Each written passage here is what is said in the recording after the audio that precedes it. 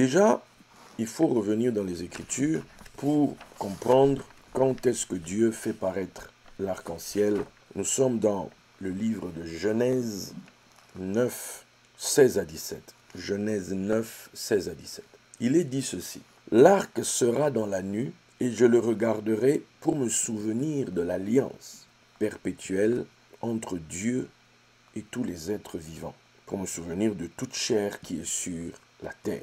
Et Dieu dit à Noé, tel est le signe de l'alliance que j'établis entre moi et toute chair qui est sur la terre. Je répète, l'arc sera dans la nue et je le regarderai pour me souvenir de l'alliance perpétuelle entre Dieu et tous les êtres vivants de toute chair qui est sur la terre. Et Dieu dit à Noé, tel est le signe de l'alliance que j'établis entre moi et toute chair qui est sur la terre. Ça signifie donc que l'arc-en-ciel, c'est le signe de l'alliance. Quelque part, c'est la preuve qu'il y a une alliance. C'est le signe de l'alliance. Maintenant, la particularité de ça, c'est quoi? Que nous dit la tradition? La tradition nous dit que, tradition biblique de la Torah, elle dit que quand Noé, après avoir traversé toute cette période, ce tumulte du déluge, de cette destruction et compagnie, et qu'ils arrivent à la fin, Noé apparaît. Maintenant, Dieu lui dit, voilà, je mets la terre à votre disposition, voilà. Tous ceux qui étaient là avant ont disparu, désormais c'est le temps de Noé. Mais maintenant, Noé a des doutes. Noé dit à Dieu, en fait, est en train de dire à Dieu, mais qu'est-ce qui me prouve pas que je veux aussi finir comme ça? Tu me demandes de reconstruire, tu me demandes de bâtir, tu me demandes de remplir la terre, tu me demandes de faire tout ce taf-là. C'est pour qu'on finisse aussi comme ça? C'est pour que pour nous aussi, ça soit détruit comme ça? Ah, si c'est comme ça, c'est pas intéressant du tout. Il n'y avait pas de... Voilà. Il n'y avait pas l'émotion. Vous voyez, puisqu'on parlait de la tête et de l'émotion, il n'y a pas d'émotion à faire les choses avec joie. Il n'y en a pas, parce qu'on va finir comme ça. Mais c'est là que Dieu donne le signe de l'alliance. Le signe comme quoi n'aie pas peur. Tu ne finiras pas comme ça. Si jamais je ne sais pas quoi se passe, je regarderai ça, je me souviendrai et vous ne serez pas détruits. Donc ça va subsister. Ce type de colère ne se manifestera plus. Désormais, voilà, ça va aller. Donc c'est un signe de l'alliance qui est donné à un moment spécifique. C'est un signe de l'alliance qui est donné à la sortie de l'arche, pas à l'entrée. C'est en fait l'arc-en-ciel, vous allez le voir dans ce que je vais dire, dans tout ce qui va suivre, concerne ceux qui sont sortis de l'arche, c'est-à-dire qui y étaient entrés, qui avaient traversé ce fameux couloir et qui sont arrivés à la sortie. Et nous savons que l'histoire de Noé, qui entre dans l'arche, c'est un peu le soleil qui plonge. Donc c'est ce moment de votre vie où vous entrez dans le tunnel, dans l'obscurité, où vous allez à la rencontre de la mort, où c'est le moment de l'abaissement, et vous n'avez qu'une hâte, c'est descendre pour remonter. Descendre pour remonter.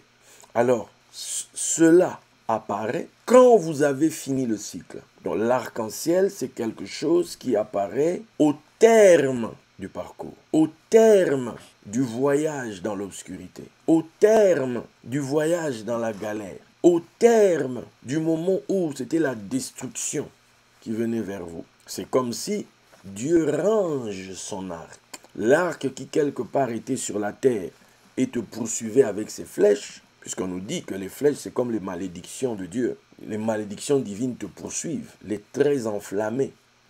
C'est-à-dire que tu es poursuivi par ça, ça te harcèle de partout, tu es bombardé de partout. C'est-à-dire que c'est une vie compliquée. C'est bref, la période de la crucifixion, c'est la période de la croix. Mais on dit que maintenant que c'est au terme, parce que maintenant on peut dire que Dieu prend son arc et il le range au ciel. Dieu range son arc. Les flèches ne seront plus décochées contre toi. Les flèches ne seront plus là pour t'anéantir. Désormais, l'arc est sous ses yeux. Quand il voudra, je ne sais pas, il va, ah, c'est vrai, l'arc a été rangé, on l'utilise. Donc, voici maintenant un homme, Noé, dont le nom signifie repos, dans l'autre sens, reine, grâce, faveur. Désormais, cet homme va vivre dans cette dimension-là. Et même, regardez le point, Quand on dira que oui, il s'est enivré, etc., etc. Oui, mais le gars qui s'est enivré, c'est le gars avec qui on a fait l'alliance de l'arc-en-ciel. Donc, il faut bien gérer l'affaire. Parce que si tu ne gères pas bien, tu vas finir comme Cana. Ben, ceux qui ont bien géré ont été établis en haut. Ceux qui ont mal géré ben, se sont retrouvés dans des mauvaises situations.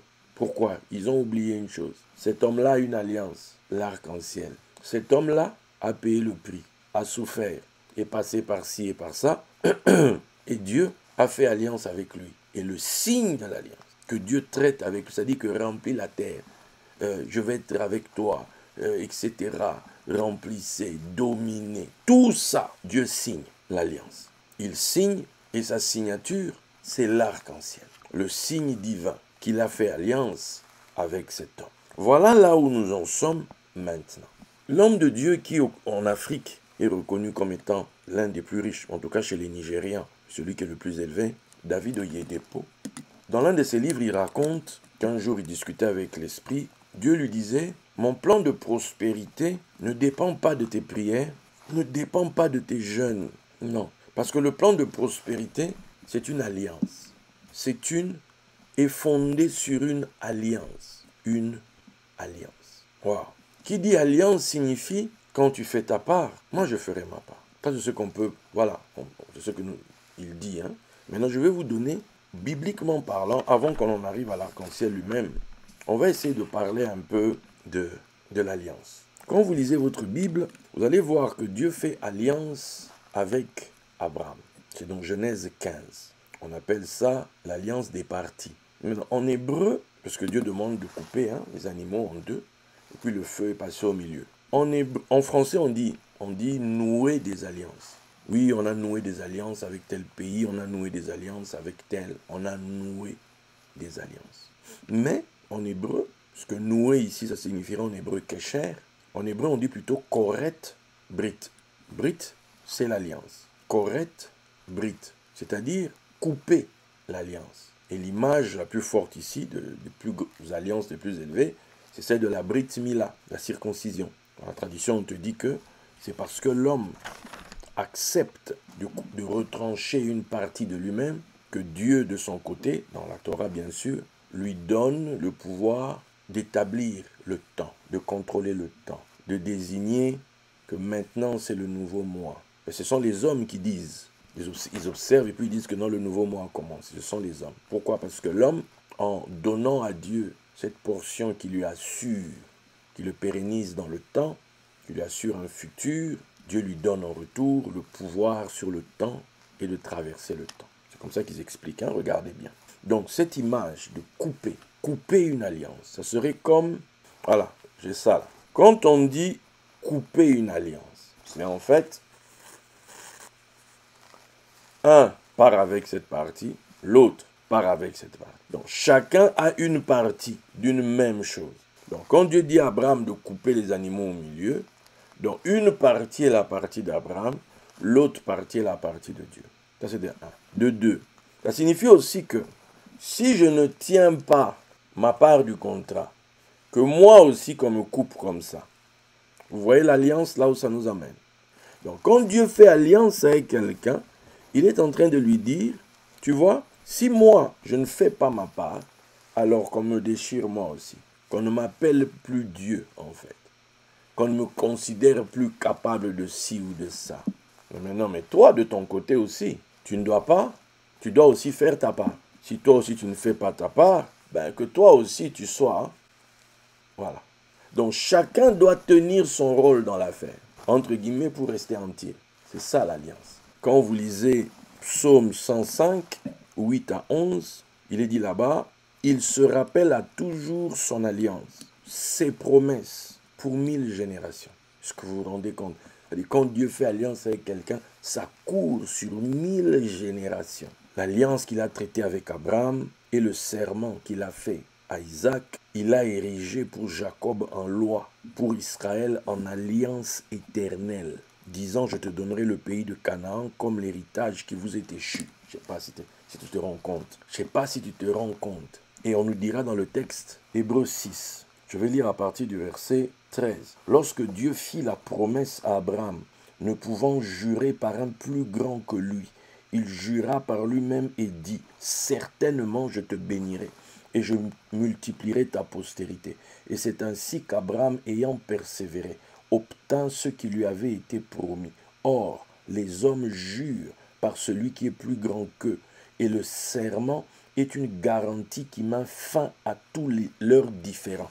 Donc, Dieu a fait un serment à Isaac. C'est-à-dire, il a donné une garantie qui met fin à tous les différends. C'est pourquoi Dieu, voulant montrer avec plus d'évidence aux héritiers de la promesse l'immuabilité de sa résolution, c'est-à-dire que sa résolution ne changera pas. Qu'il vente, qu'il neige, ça ne bougera pas. Que tu sois en forme ou pas en forme, que tu te sentes bien, que tu te sentes pas bien, c'est-à-dire que tu boudes, que tu rigoles, lui, ça ne va rien changer. Donc Dieu, pour montrer l'immuabilité, il a intervenu par un serment, afin que par deux choses immuables, dans lesquelles il est impossible que Dieu mente, nous trouvions un puissant encouragement, nous dont le seul refuge a été de saisir l'espérance qui nous était proposée. Je ne sais pas si tu te rends compte. Mais Dieu a fait alliance, mais Dieu a fait serment. Mais on dit après avoir persévéré. Abraham de son côté devait persévérer. Abraham de son côté devait persévérer. Souvent nous on pense que Dieu est comme nous.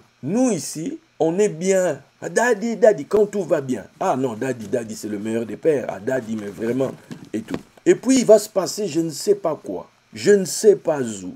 Ton humeur change. Ta biochimie interne te joue des tours. Ton système nerveux autonome part en sucette. Adrénaline par-ci, cortisol par-là, la débandade. Et là, tu te dis non. Finalement, tous ces trucs-là, c'est n'importe quoi. Oh non, de toute manière, je peux me contenter de ce que je vis. Hein. Je vis pépère, je vis bien. J'ai ce qu'il me faut. Donc, ça va. Je n'ai pas besoin de tout ça, de toutes les manières. Pourquoi tu parles comme ça? Donc, en fait, tu penses que Dieu est comme toi, en fait. Que Dieu est pris par des émotions. Dieu, tantôt, il est assis comme ça, puis il se dit non. Finalement, non. Finalement, je pense que je ne vais plus le faire. Rien compris. Marcher avec Dieu. C'est-à-dire, quand Dieu vient te chercher, il te prend par la main, allons-y. C'est-à-dire, il commence une histoire avec toi. Il tisse une relation avec toi. Et Dieu sait qu'il faut donner une base solide à l'affaire. La base solide, ça va être l'alliance. C'est-à-dire où l'alliance nous prend en charge. Il faut qu'on fasse alliance. Tant qu'il n'y a pas l'alliance, on n'est pas sérieux. C'est-à-dire que quelqu'un peut décider un matin, non, sincèrement, moi cette affaire ne m'intéresse plus. Tu te barres. Oh non, moi je retire mes billes de tout ça, moi je pars. Je me souviens, quand j'avais prêché l'alliance à l'époque, des gens m'ont donné, j'ai des chaussures des gens ici, hein. J'ai des sandales des personnes chez moi ici à la maison. Des personnes qui aujourd'hui sont parties. Alors que le principe c'est, là où tu as déposé tes sandales, ça signifie que ne me laisse pas partir. Quoi qu'il m'arrive, quoi que je... Ne me laisse pas partir. Je suis ici, mes pieds sont ici. Mais les gens qui ont... dont j'ai les choses... vos pieds sont ici à la maison. Les gens ont oublié qu'ils ont fait alliance. Les gens ont oublié qu'ils ont fait alliance. On avait prêché sur testament et alliance. Une alliance, c'est quelque chose qui va courir. On dit ici 1000 générations. C'est pas quelque chose sur maintenant et puis après. Non, en fin de compte, moi j'ai changé d'avis. Non, Dieu n'investit pas hors d'une alliance. Première chose que Dieu met en place, on va appeler ça le cadre juridique. On va fonctionner sur quel cadre juridique? C'est quoi? On fonctionne sur base de quoi? Qu'est-ce qui soutient notre relation? Ah non, ceux qui soutiennent, on va fonctionner sur base de l'alliance. Ok, maintenant il faut qu'on fasse alliance. À Shavuot, quand Moshe monte, Moshe va faire des sacrifices, quand il va présenter la loi, tout ça, et il va prendre le sang et il va les asperger. Et il va dire, voici le sang de l'alliance que Dieu traite avec vous. L'alliance. Regardez ce que les sages d'Israël expliquent concernant l'alliance. C'est pour dire que on a coupé ça en deux, chacun a pris une partie. Même s'il arrive que nous soyons séparés par le temps, par l'espace, je suis toujours là. Je suis toujours avec toi. Pourquoi? Une partie de moi est chez toi et une partie de toi est chez moi. Pourquoi? Parce que en faisant alliance, on a partagé l'essence. En faisant alliance, on a fusionné en fait. C'est-à-dire que, écoutez ça, c'est-à-dire que chacun en fait, dans l'alliance, retranche une partie de lui-même pour donner à l'autre. C'est ça l'alliance. D'où il est parti avec. Tu vois, c'est l'image de ça hein, qu'on coupe. C'est pour que vous compreniez. Chacun prend à couper une partie de lui à donner à l'autre. C'est comme si on disait, moi j'ai coupé une partie de moi, j'ai donné à Dieu. Dieu a coupé une partie de lui et il m'a donné. Clair, net. Donc, cette portion-là que Dieu t'a donnée, c'est lui. C'est une portion de lui-même. Ce que j'appelle la part Dieu. Là. Et lui a pris une part de toi. Maintenant, écoutez, maintenant on dit, il faut que tu comprennes, quand tu entres dans l'alliance, que tu es avec Dieu, même si tu ne le vois pas. Dieu, tu es où? Quand tu es dans l'alliance, tu ne peux pas parler comme ça. Parce que dans l'alliance, c'est ça la raison de l'alliance. L'alliance crie à l'heure de l'absence apparente. Le rôle de l'alliance, c'est pour que tu puisses, toi maintenant, au moment où tu as l'impression qu'il n'est pas là, mais tu n'es pas là, tu n'es pas là, et je meurs d'envie, mais tu n'es pas là, tu n'es pas là. Au moment où il n'est pas là, c'est le moment où toi, tu dois garder l'alliance. C'est à ce moment-là que toi, tu dois garder l'alliance.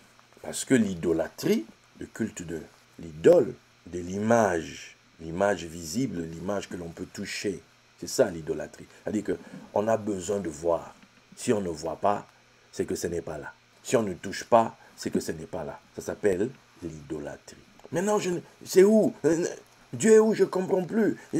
Mais tu es idolâtre. J'ai besoin de toucher, j'ai besoin de voir. En fait, quand tu n'as pas confiance dans la parole de Dieu, tu cherches des béquilles, tu cherches des choses visibles pour t'accrocher aux choses visibles. Je vous donne juste l'exemple. Toutes ces années, le jour où Dieu me dit je te donne le loto, tout ça là, c'est le 14 mars 2003, dans la nuit du 13 au 14. Voilà. La vision est dans ma tête. Hein. Maintenant, regardez ce que je viens de voir là, le 2 juin 2024. Mes amis, 21 ans ont passé. Le nombre de tickets que j'ai validés, les quelques signes qu'on a eus. En attendant, des gens à côté gagnent. En attendant, des nouveaux noms apparaissent, hein, je veux dire, des nouvelles sociétés de loterie, etc., qui apparaissent. Des jackpots qui grossissent année après année, qui n'existaient même pas à l'époque où il m'a parlé. Quand tu regardes ça, tu vas forcément dire non, Dieu a menti. C'était pas Dieu. C'est pour ça que la plupart d'entre vous, entre ceux qui ont abandonné, récemment ou plus tôt, avant, on va valser cette parole, parce qu'ils ne voient pas. Donc, parce qu'ils ne voient pas, ils remettent en question la parole de Dieu. C'est la définition exacte de l'idolâtre. L'idolâtre a besoin de voir pour croire. Mais Yeshua a dit, heureux celui qui a cru sans avoir vu. Il n'a pas vu, il a cru pourquoi? Parce qu'il a eu la foi. Les fils d'Abraham, ce sont ceux qui ont la foi. Dieu parle et il croit. Et il s'appuie. Qui a parlé? C'est celui dont il est dit qu'il est le fidèle. Celui dont il est dit qu'il est derrière sa parole pour l'accomplir. Celui dont il est dit qu'il n'est pas un homme pour mentir, ni un fils de l'homme pour se repentir.